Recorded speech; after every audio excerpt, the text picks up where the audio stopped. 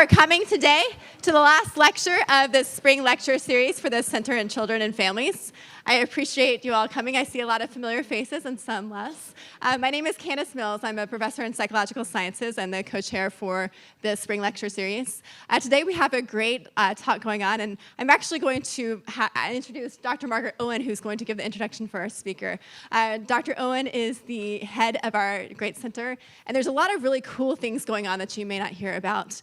I encourage you to keep up with our emails. We have a newsletter that's coming out in the next month or so. It has a lot of information about the different kinds of things that are going on, and I definitely recommend checking it out. So now I'd like to introduce Dr. Margaret Owen. Thanks, Candace. Well, welcome, everyone. I am really very, very happy to introduce Dr. George Holden, who is chair of the psychology department at Southern Methodist University. A typical introduction of Dr. Holden would rattle off his BA from Yale and his PhD from University of North Carolina, Chapel Hill. But I know about a special little juncture in between those two, and I wanted to share it.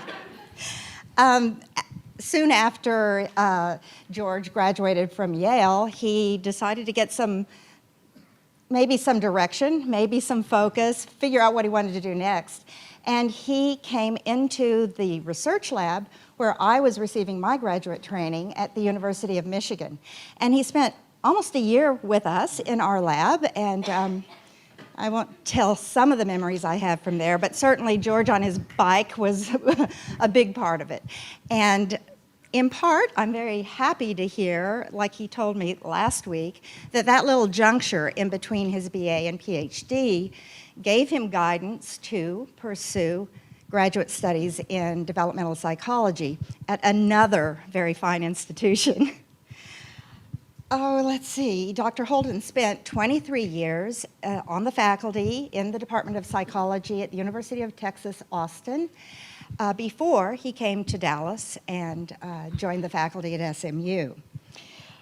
He's well known and highly respected for his research on the parent-child relationship. And this work is focused on the determinants of parental behavior and social cognition, the causes and consequences of family violence, and discipline and positive parenting, which you're going to hear about today. His research has been supported with grants from the National Institute of Child Health and Human Development and the National Institutes of Justice, from the Department of Health and Human Services, the Guggenheim Foundation, the Hogg Foundation for Mental Health, the Timberlawn Foundation, and most recently, the U.S. State Department. He's a fellow of the Association for Psychological Sciences, and he's currently on the APA, the American Psychological Association's Task Force on Corporal Punishment. He's a founding board member and currently president of the U.S. Alliance to End the Hitting of Children. Locally, he's president of the board of Family Compass, a highly respected organization working to prevent child maltreatment in the Dallas community. In 2011, Dr. Holden received the Lightner Sams Foundation Child Advocate Prism Award from the Mental Health Association of Greater Dallas. And in 2014, he received a Lifetime Achievement Award from the Center on the Human Rights of Children at Loyola University in Chicago. His most recent book is Parenting, a Dynamic Perspective, which was published in 2015 and is a favorite of mine. Also, he's the father of 3 remarkable adult children. I'm very glad that I met and worked with George so many years ago, and that we've continued to be good and close friends these many years. So please join me in welcoming George Holden. Thanks very much.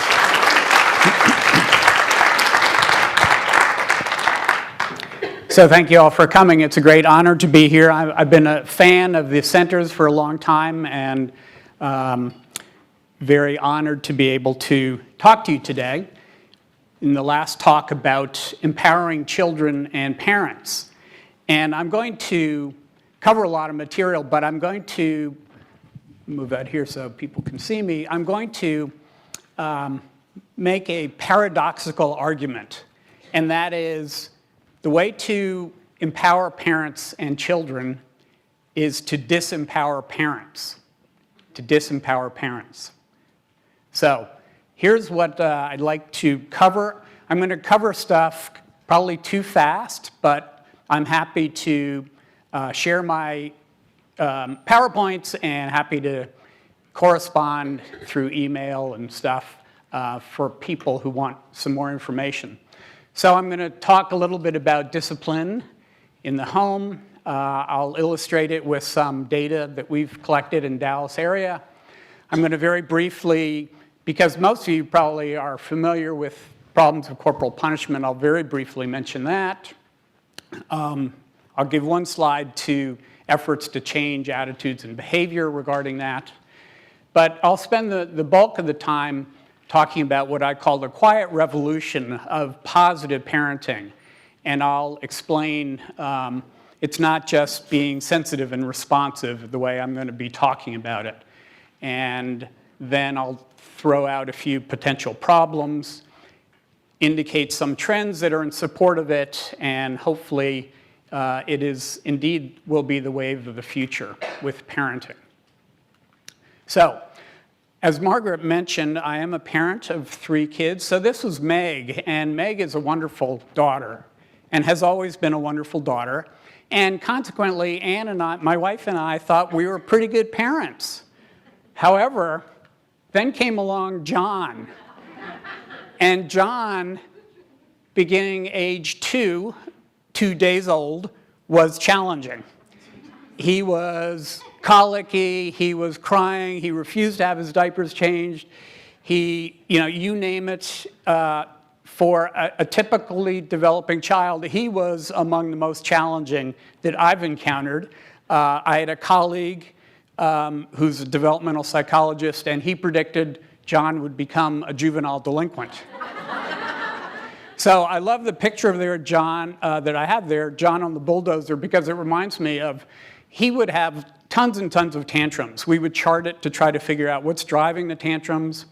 I had taken him to visit my dying uncle in California, and we went to occupy John. I took him to a catfish farm. Everyone was catching catfish. I, of course, can't fish, couldn't catch a catfish, but it was time to go back. So I told John, time to leave. He started tantruming. It was really embarrassing. Here I am, a developmental psychologist, and my son is throwing this incredible tantrum. Fortunately, the bulldozer was there, so I diverted John's attention to it, and he got out of his tantrum.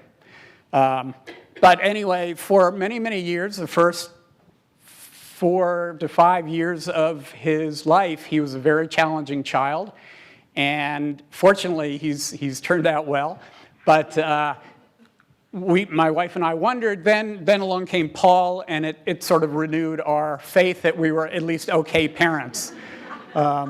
So these are really my major credentials for this talk, at least for those who are not so impressed by academic credentials. So let's, parenting is obviously a very complex, complicated, multifaceted activity. Incredibly important, the most important activity of most of our lives. But there is a strong view among most people that one of the key activities is the need for discipline. You've heard about other important aspects of parenting in the earlier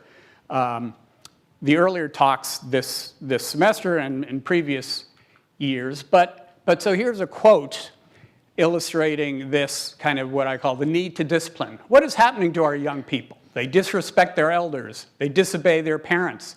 They ignore the law. Their morals are decaying. What is to become of them? And from time to time you hear that kind of sentiment on the radio, where have you. Well, this particular quote came from Plato. So the point being, this view has been around a long time. So what is discipline? Well, the term disciplina, excuse my Latin pronunciation, but it originally meant to instruct or to teach. Today, we have a very different conception of it, and I think it's sort of an adulterated conception, and that is training someone to obey the rules using punishment to correct disobedience. Training someone to obey the rules using punishment to correct disobedience. And now most parents think along those lines rather than thinking in terms of to teach or to instruct. So to illustrate what's going on in the home, I want to play some audio recordings. These came from 33 moms in the community who volunteered to participate in this study. This was an incredibly intrusive study because we had these moms of 2 to 5-year-olds, and for 4 to 6 evenings, they wore digital arm recorders on their shoulders to record what actually went on in the home. And this is, needless to say, this is a rare study. The vast majority of our data come from self-report data or sometimes from laboratory observations.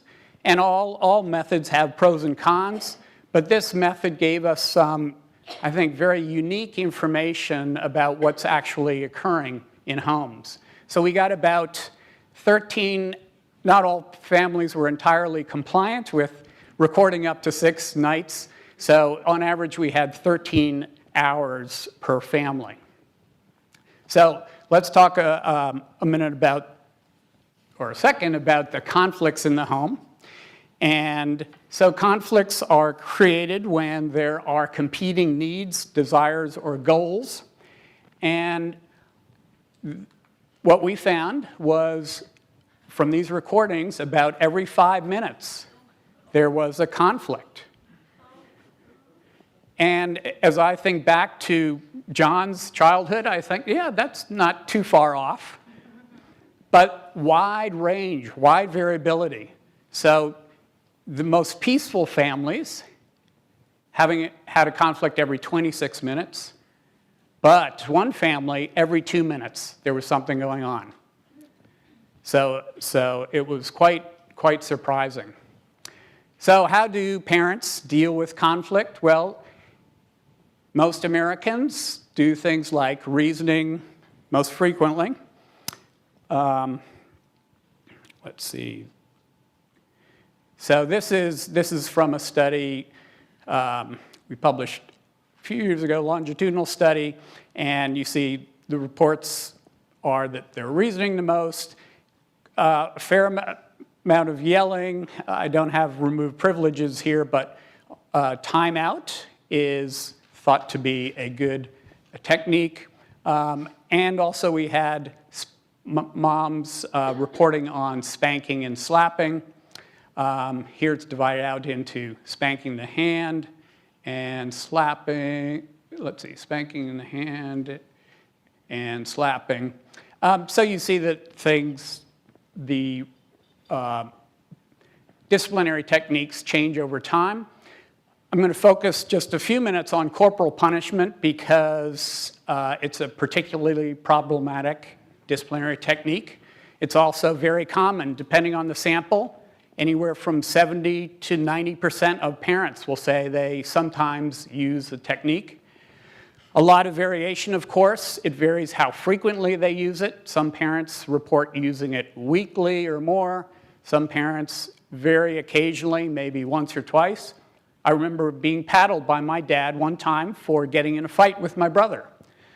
So a lot of variability, and the variability is based to some extent on the child's age and gender, ethnic racial groups variations, socioeconomic status variations, and religious affiliation. In particular, conservative Christians are more likely to use it because they literally believe that in the 5 proverbs that advocate the rod of correction. So they hear about that from their preachers and see it in the Bible. So let's hear a couple of instances, or I think about 5, of what's going on in the home.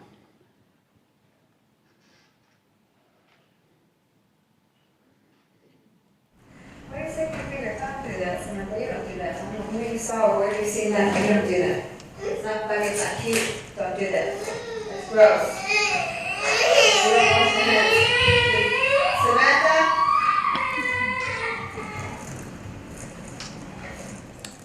Okay, the child was sucking her fingers and received a slap.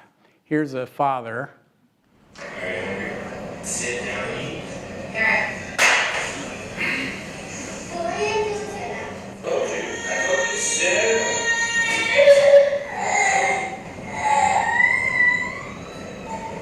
That looks like you guys are going to the park.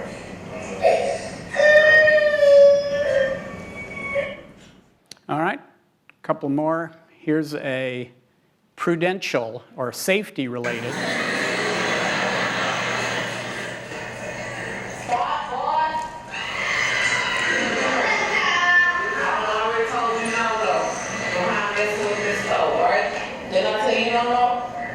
Stick your hand out. Stick your hand out. Right here. No. No. I'm still this time. In. Out. All right, she's teaching, but resorts to corporal punishment. This is let me prepare you. This is a short clip, but this is the most poignant because this is a case where it's a bedtime story. So the mom is reading to her 4-year-old son.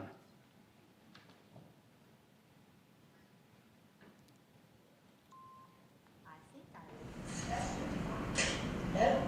If you want me to read, stop messing with the pages. So what was happening there is the child was wanting to turn the pages at his rate, and the mother wanted to read the full page, so slapped the child's hand. So what did we find? Well, we found corporal punishment in about half the families.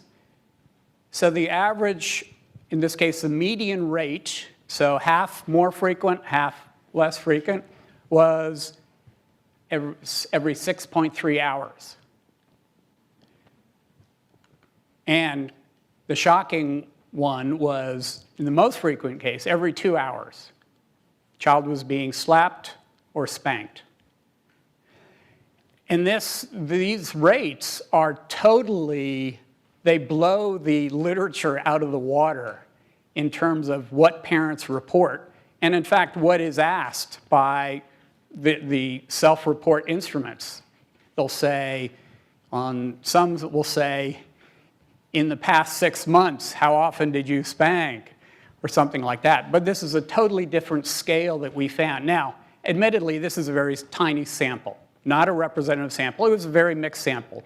We had, I think, 18 Caucasians. We had 11 African Americans.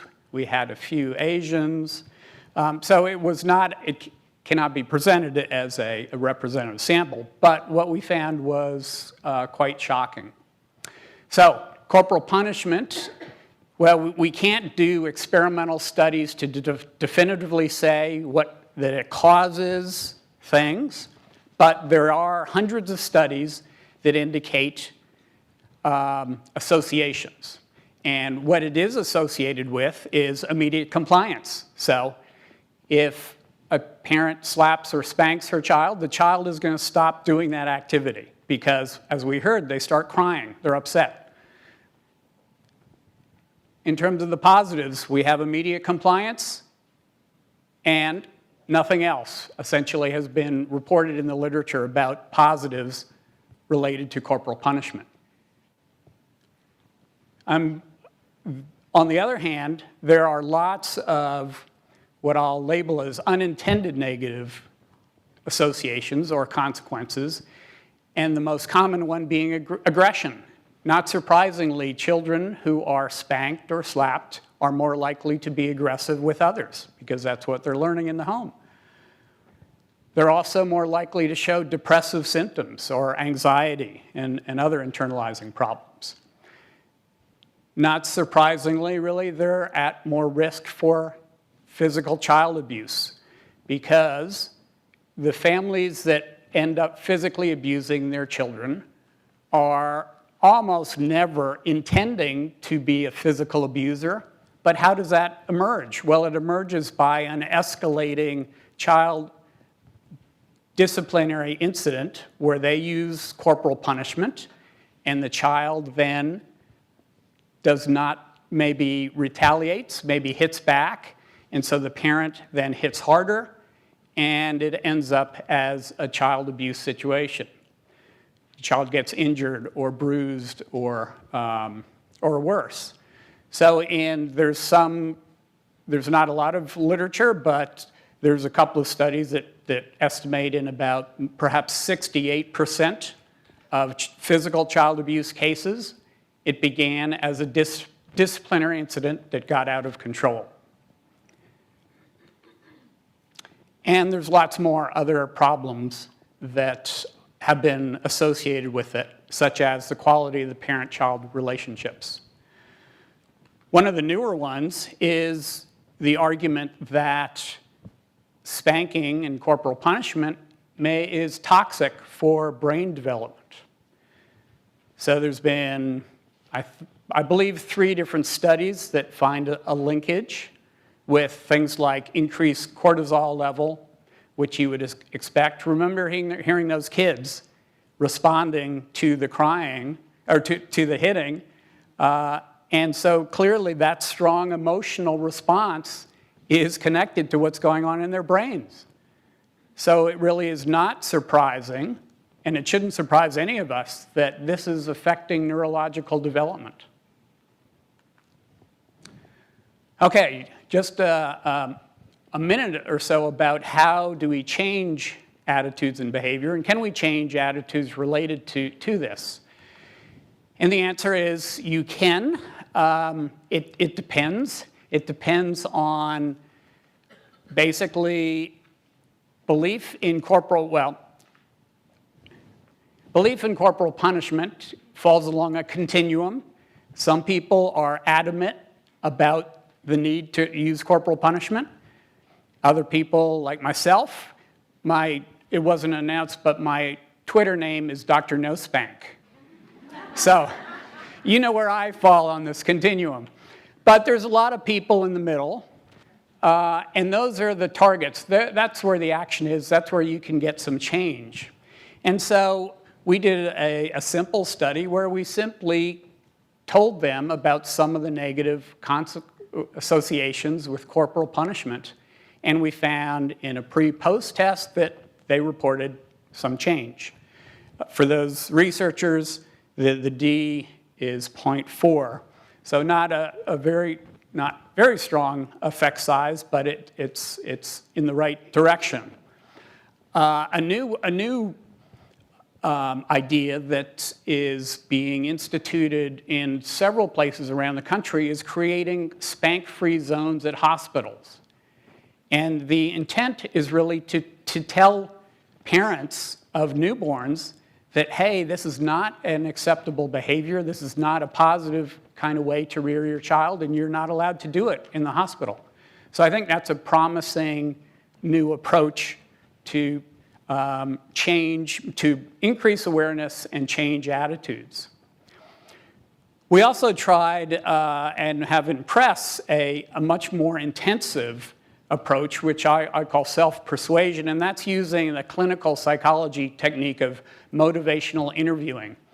And there, instead of Dr. Holden telling you that spanking is bad, don't do it, this approach, what we did was we had one-on-one interviews, and we basically talked to the parent about how's it going with your kid, does your kid misbehave, how do you deal with it? Oh, that's a problem. Does that continue? Oh, and you have to keep spanking him for the same behavior. You keep is that really, do you enjoy that? Do you think it's working? So you work with the parent and you get them to recognize that, hey, this isn't really a good thing and it may result in problems later on, so maybe I'll change it. And so using that approach, we found much stronger effect size. And the problem, of course, is that that's very labor intensive, and it's how do you mass produce motivational interviewing? How do you make that available? So we're now going to shift, but what corporal punishment illustrates is a really traditional orientation to discipline.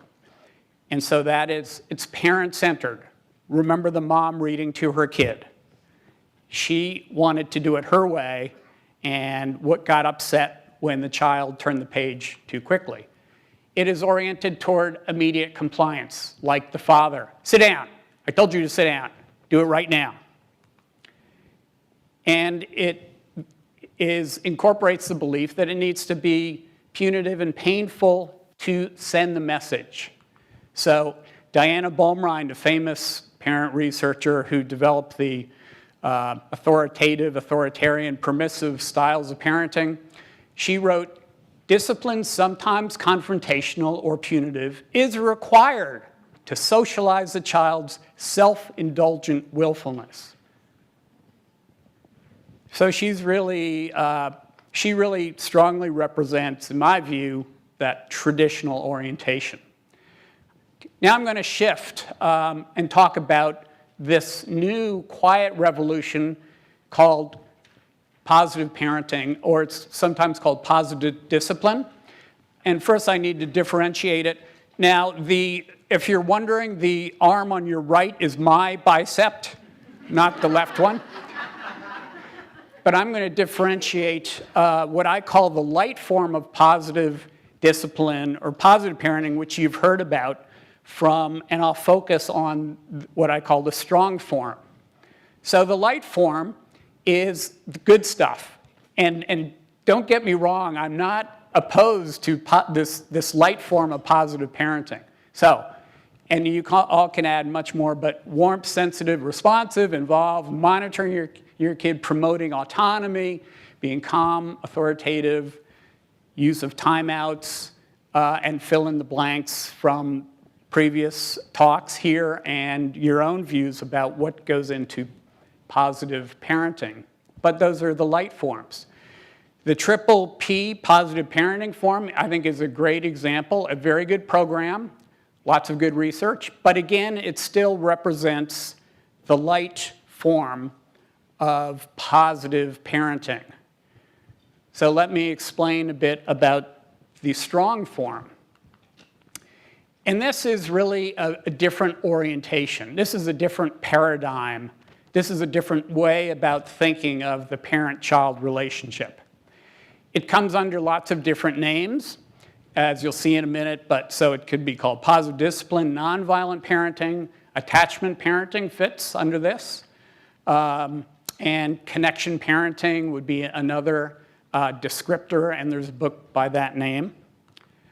So here, this is kind of a rough definition that I've come up with, but it's a child-rearing orientation that's centered around promoting a loving and cooperative relationship. So the key focus is warmth and cooperative relationship.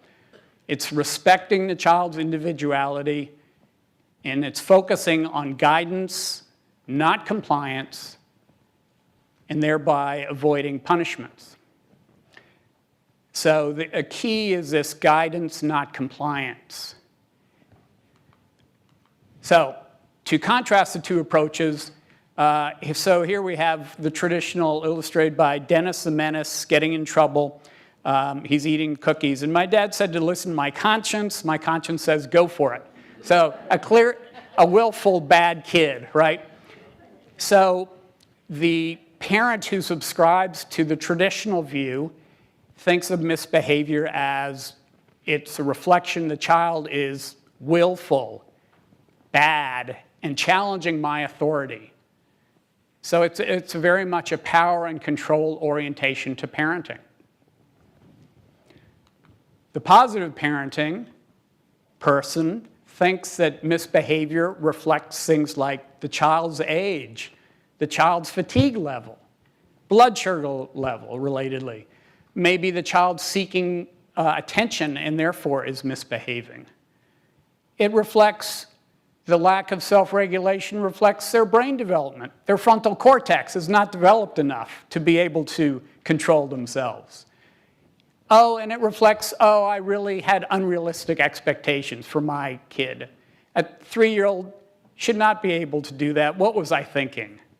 You know, that, and you can fill in many more of those kind of explanations. But that's what the strong form of the positive parenting illustrates. So, for those, if we have any historians in the room, this idea is really not that novel. You can trace it back probably before Plutarch, but he wrote, "Children ought to be led by honorable practices by means of encouragement and reasoning." So way back throughout history, there's lots of examples of people arguing against the use of punishment. Jean-Jacques Rousseau wrote, the words obey and command will be excluded from his manual of child rearing. And he may have been the first to use the term logical consequences, arguing let children learn how to behave through logical consequences. Perhaps most directly, it comes from the psychiatrist Alfred Adler and then his student, Rudolf Dreikurs, both Austrians. And it was really Dreikurs who developed it more, but it was Adler's theory of the individualistic theory and his orientation towards social equality and toward the well-being of children. He began to frame it out, but didn't spell it out in a lot of detail. But Dreikurs actually has written several books on the topic, talking about the use of encouragement, not punishment, use of logical consequences again, avoiding not just punishments, but rewards, because he didn't want to get into that dynamic with kids. And in fact, he argued disinvolve oneself from conflicts. So don't get into them in the first place. I mean, thinking back to those conflicts we heard, you know, was any of those necessary? Did the parent really need to say, you know, sit down? Or did the parent obviously not need to say, turn the page, stop turning the pages? You know, maybe you could argue the hot stove was one because that's a safety or prudential kind of situation, but perhaps that could have been handled differently than a slap. So disinvolving from conflict, and remember the rate of conflict I was finding in my Dallas families. There's many others. Horace Mann, the educator, argued for a much more positive approach, even though corporal punishment has been strong in discipline in schools for thousands of years and still continues in communities around Dallas, not in Dallas proper, but kids are paddled all the time right nearby us. Skinner, I put him here because he didn't believe in the effectiveness of punishments. And he argued against it. Don't use it with kids because you won't be able to use it in ways that research has shown it's effective. So don't even go there. And of course, John Bowlby is considered the father of attachment. So there's now lots of different books representing this strong form of positive parenting, positive discipline. So here are 2, 4, 6, 8, 10 examples. And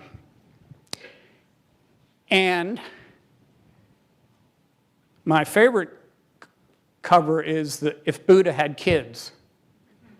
I like that one. But this illustrates the increase in books using this label. One of these labels, or a slightly different label, but the same idea under these themes. So let me briefly mention some of the it seems to me to be core themes or practices in this area. So encouraging, as we've heard about, so rather than criticizing, use of natural and logical consequences. A natural consequence is, let's say your child doesn't want to eat, don't make them eat. He or she will get hungry, so they'll want to eat later. So don't get wigged out about not eating. Logical consequences refers to more like if the kid spills the milk, he'll need help clean it up. In the case of John, his technique was he'd have a tantrum, we'd put him in timeout in his room, and so he would try to climb out the window. My wife would cover the window, get back in your room, you're in timeout. And so there'd be silence. I'd peek in, and he'd be urinating on the carpet. Like a cat will do if the cat is mad at you. Well, so his logical consequences, then he had to get the carpet cleaner and clean up the wet spot. So we went through that a number of times. Avoiding punishments and rewards. Using, and here I found that I did something wrong according to this approach. I used timeouts with John, partly because I had to put myself in timeout so I didn't get so upset. But what I've learned as I've been reading about this area is timeouts are a no-no because, why are they a no-no? They are pushing away, they are separating the parent from the child. So what they advocate is time in. You need to connect. You need to form a bond connection and find out what's going on with the child and show that you're not excluding the child. You're not pushing the child away for their behavior, but you want them to be together with you. Staying calm, avoiding conflicts, being proactive. So by proactive, you avoid a lot of the conflicts in the first place. The very first study I ever did in grad school was looking at how mothers of 2.5-year-olds managed their children in the supermarket. And I've had some people tell me, this is a little depressing, that's the best study you ever did. It's probably true, but Margaret was thinking that, right? And it's probably true. The good moms were proactive moms. They would avoid troubles. They'd drive their carts down the middle of the aisle so the child couldn't reach out and grab something. They'd give the child an activity to occupy themselves. They'd stick a banana in the kid's mouth so they wouldn't get bored and wouldn't be hungry, etc. Joint problem solving. So this is important to do, and this is a key concept where you work with a child to figure out a solution. So you are helping the child become autonomous by figuring out what the problem was and what can be a solution, rather than just punishing the child. And in the course of the punishing, the child will be not thinking about that or how to behave better. He or she's going to be thinking about, ow, that spanking really hurt, and I'm upset, and how could my loving parent who say they love me actually hurt me like that? So joint problem solving is important.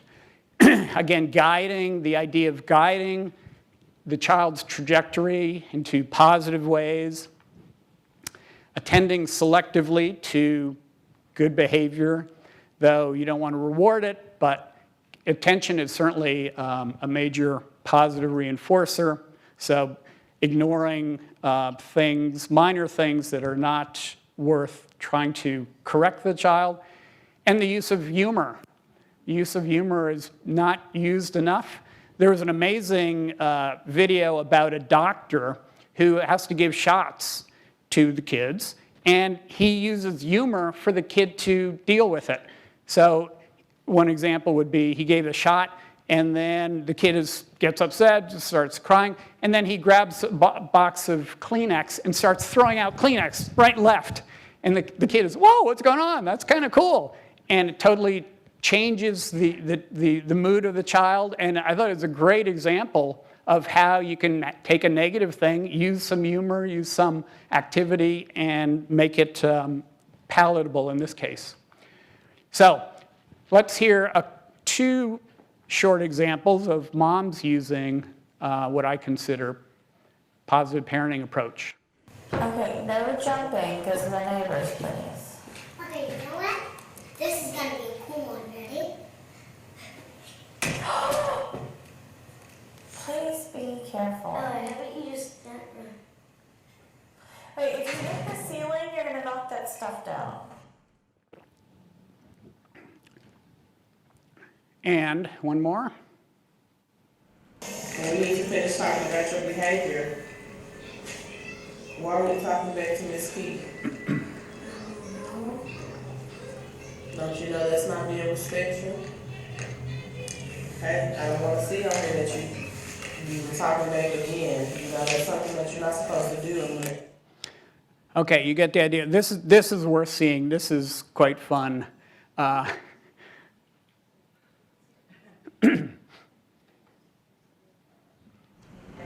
Big brain speaks big iron, but we choose intelligent storage with auto everything. And 40%. Documenting what I think is the stupidest tantrum you've ever had, and I love you dearly, Anna. But why are you upset? I'm not 4. You're upset because you're not 4. Well, Anna, do you want to pretend you're 4? No. Well, just say you're 4. I'm not 4. And this is upsetting to you that you're not 4. How old are you? 3. You're 3. Well, we can say you're 4. Do you want to say you're 4? No. Well,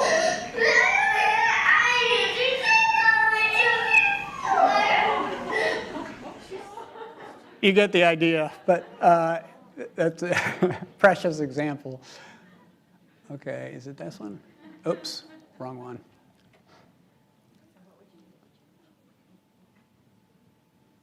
Okay.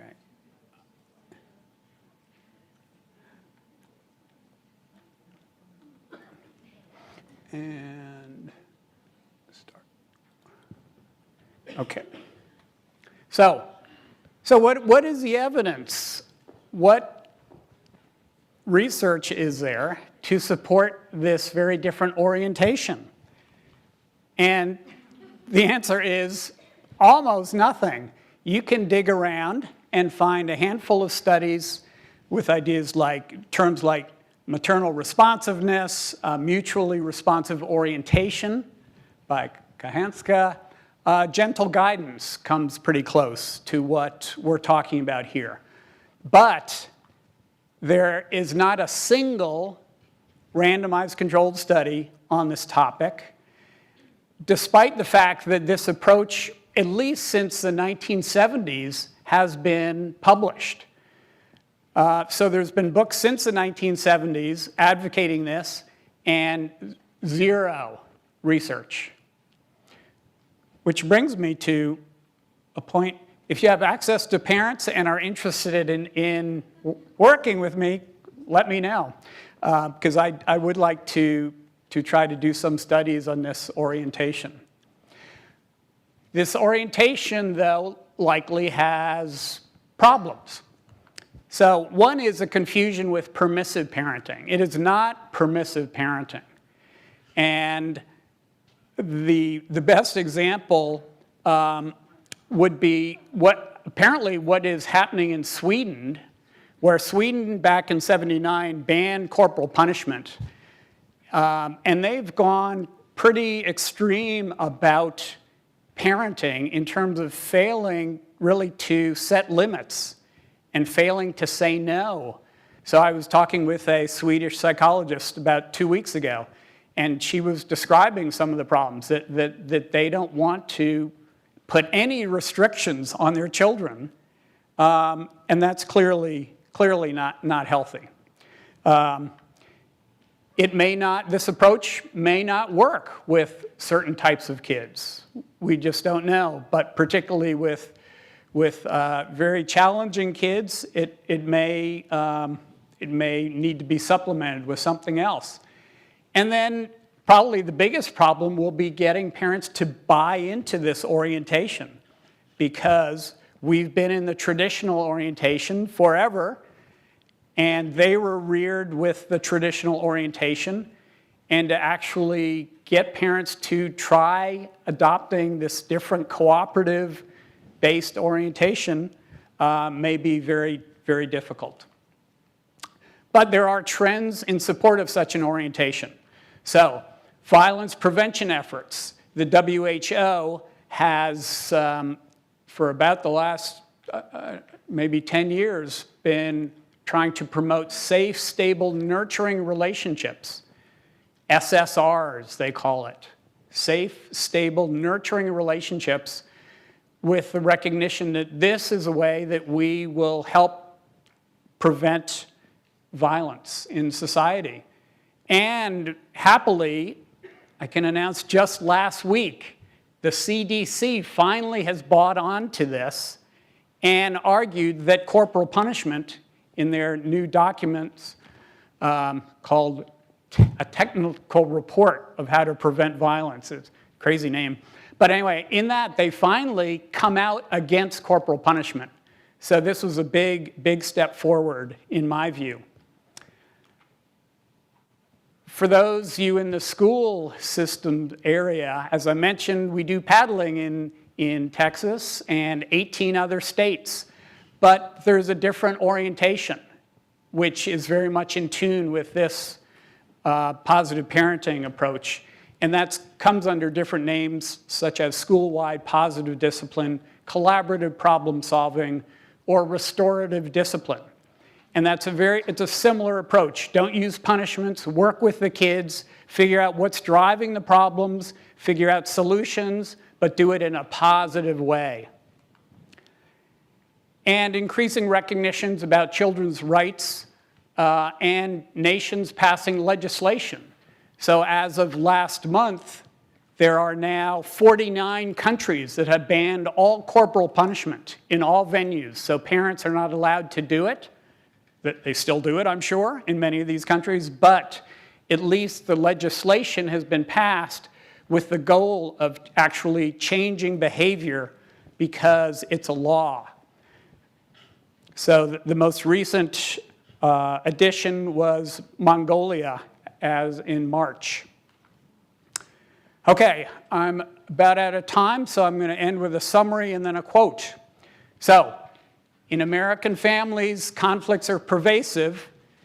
Discipline, particularly corporal punishment, is potentially harmful. Positive parenting is a promising approach, but it's unstudied, essentially unstudied, with various pitfalls. However, there's, I think, lots of different trends and beliefs and recognition that in order to prevent and reduce violence in our society, we really need to change our orientation to parenting. And this is the way to do it. So this, going back to my original paradox, I would submit to you that by disempowering parents from this authority perspective, controlling, dominant, hierarchical perspective, changing their orientation to a more cooperative, collaborative orientation with their child, will actually empower both parents and children. So as Gandhi wrote many, many years ago, if we are to reach real peace in this world, we shall have to begin with children. And if they grow up in their natural innocence, we won't have to struggle, but we shall go from love to love, peace to peace, until at last all the corners of the world are covered with that peace and love for which consciously and unconsciously the whole world is hungering. What a beautiful statement. Makes me emotional. So thank you very much for your time.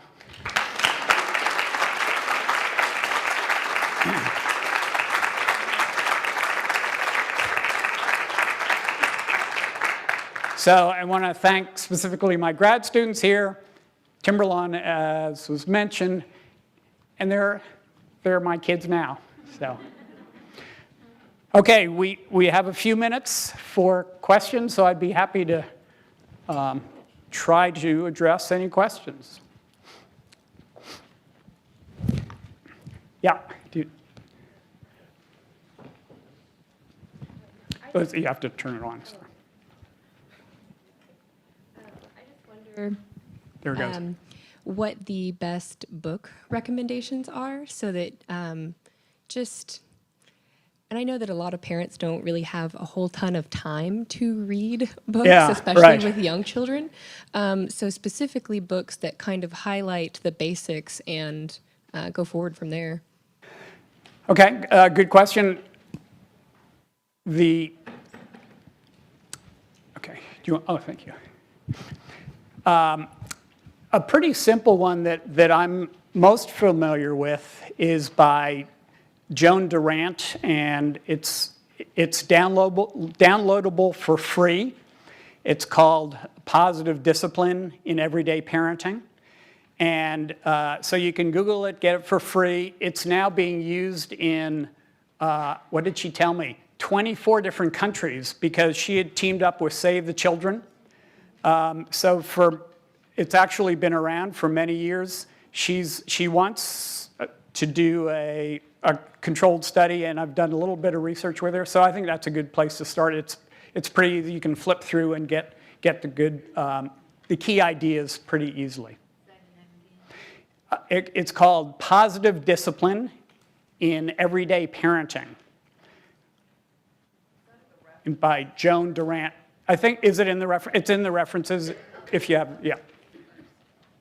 Yes. Thank you. Marion. I think I'll just project. I'm really Sure. Thank you for a wonderful talk. I could not agree more about the harmfulness of corporal punishment. I think it is toxic and terrible, and it breaks my heart that 85%, depending on the study, of parents in this country use it. So I wholeheartedly agree with that. I agree that the ultimate goal is peace. I worry a little bit about some tenets of positive parenting. I worry about the lack of a hierarchical relationship. I think it's hard on very young children to be in charge. Right. And if we were to study the long-term effects of all of the tenets of strong positive parenting, I fear that one of them may be anxiety in the child. I feel like I am in a generation where permissive parenting is widespread. I am stunned by the permissiveness of my peers and then people slightly younger than I am. And I see children who've grown up to be very, very anxious because they've never had limits. They never could say, no, I'm not going to do that because my mom says I can't. You know, they were always in charge of everything, and it was very stressful for them. Yeah. I see their parents for a decade being late to work because the child couldn't separate at daycare, because the child wouldn't go to school in the morning. I see the parents exhausted because the child could not sleep through the night for 2 to 3 years, if not longer. I have a younger sister who didn't sleep through the night until age 12, and my mother will verify that for you. So I worry that some of the extreme tenets of positive parenting are very stressful on everybody because there are no limits. I worry specifically about time in.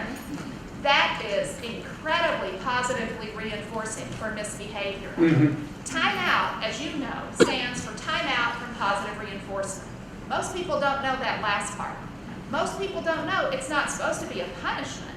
It's supposed to be brief, 1 minute for the child's year of age. It's supposed to be in an environment where there's nothing fun. Our laundry room was our timeout place. There's a lot to how to implement timeout. And I think it's good to have it as a strategy when everything else doesn't work, when you've tried reasoning, when you've tried.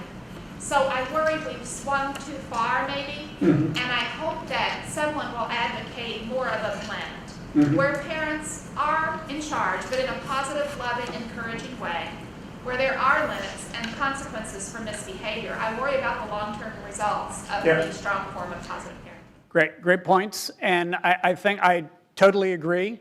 I would say that many of the advocates of positive parenting highlight the guidance part, and so will recognize that there is some hierarchy and that they are still in charge because of that very reason, some of those reasons that you mentioned.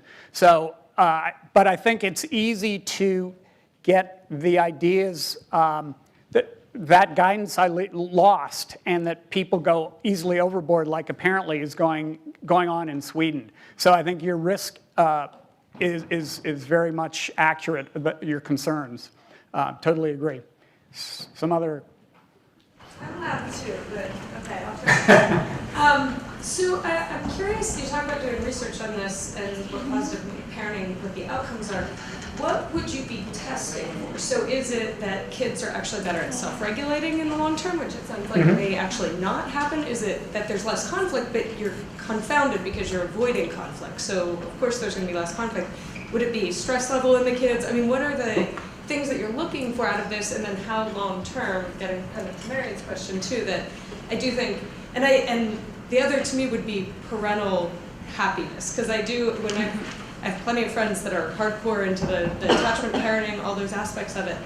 And I feel like for the moms, this actually becomes very stressful. And I feel like if you're a working mom and doing this, it is incredibly difficult. Yeah. Where the weak positive parenting seems to fit much better into lifestyle. So what types of things are you looking for, and who would it best benefit and how? Yeah, great questions. I don't have answers yet. My pitch was that we as a scientific community need to do research in this area, and I'd like to. The self-regulation, there is a little bit of research that shows that children who are hit more have lower levels of self-regulation. And that would be a good one approach to go. But there's a lot of dangers, as Marion mentioned, as you mentioned, to this approach. And I've heard that the hardcore attachment parenting people, some of them are indeed stressed because of what it expects the parent to do, always holding the child and breastfeeding for a long time and co-sleeping kind of, and there's a lot of pitfalls to this approach that would need to be carefully navigated. So I haven't selected one particular question yet to begin, but It seems like moving in that direction is way better than corporal punishment. I think this is a great change and swing in that direction. I was in the same going too far. I wanted to chat about corporal punishment. How you mentioned, I was really impressed with your slide about increasing awareness and decreasing attitudes about corporal punishment, positive attitudes about corporal punishment. But can you talk a little bit about changing behaviors in addition to changing attitudes? We're studying how stress affects parent-child conflict interactions. So I'm thinking about, I might not endorse corporal punishment if you ask me in a questionnaire, but when I have all these stressors, various contexts that might have a mismatch between attitudes and behavior. yeah. So you have kind of three levels of behavior. You have attitudes toward things, you have behavioral intentions, and then you have behavior. And those are all quite separate, and they often don't match. So to do careful studies, you obviously need to span that entire spectrum and get at behaviors. So what I want to do when I have time as a follow-up to that changing attitudes is actually use the audio recording methodology to see if we have behavioral change in the home.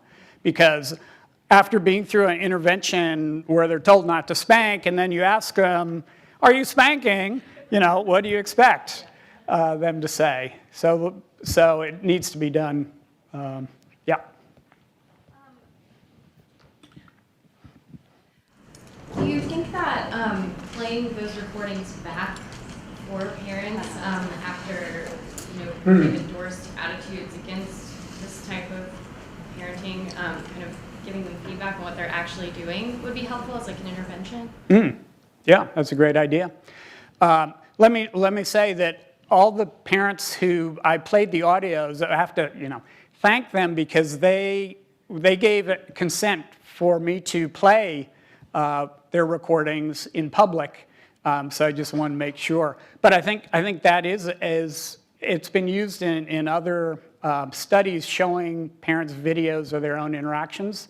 So I think that would be a great way to make them aware. The big problem is parents are thinking about these incidents from their own perspective, the parent-centered orientation. They think, oh, I got to send my child a message. How do I do that? Oh, I can do that by corporal punishment because I see that as an effect. They don't think about the child's perspective. So getting them to be more cognizant of their behavior and how it's impacting their kids, I think would be a good technique. Good. I have a pretty small question about application, really. I mean, it's great for one person to be really into this kind of parenting like I am, but my husband grew up in a different household, and he's very much like, oh, no, I mean, if they touch the stove, you're supposed to spank them. Right. So how does that affect the child if you can't have a unified parenting? Is it going to be more detrimental to the child than both of you spanking, or what's the deal? Well, yeah, if you can choose between both parents spanking or one would be better than both. And obviously a unified parental front is going to be much stronger, but in reality, that often doesn't happen. And the children learn that there are, to some extent, dual standards going on. And that's part of life. You know, I'm not advocating that there never should be negative emotion expressed in the family. I'm not advocating a child should never be yelled at, though it should be very rare, because I, for one, was a child who was never yelled at. And consequently, I didn't know how to deal with negative emotion. And so then when 1 week into my marriage, when I had a fight with my wife, I thought, oh my God, I've been married 1 week and she's going to leave me because she's yelling at me, she's angry with me. And so it's important, I think, developmentally for children to experience a range of things, particularly negative emotion. And they also, it's better, of course, to be unified, but that's part of life that there won't be. So. We are out of time for questions. So let's give Dr. Holden one more hand of applause. I have a few quick announcements. You have a feedback form that you received on the way in. If you could fill it out and leave it on the table on your way out or on one of the edges of the chairs, that would be great. And if you have other questions for Dr. Holden, he'll be here for a few more minutes, and so you can line up on the center aisle and ask him your questions. Thank you all for coming.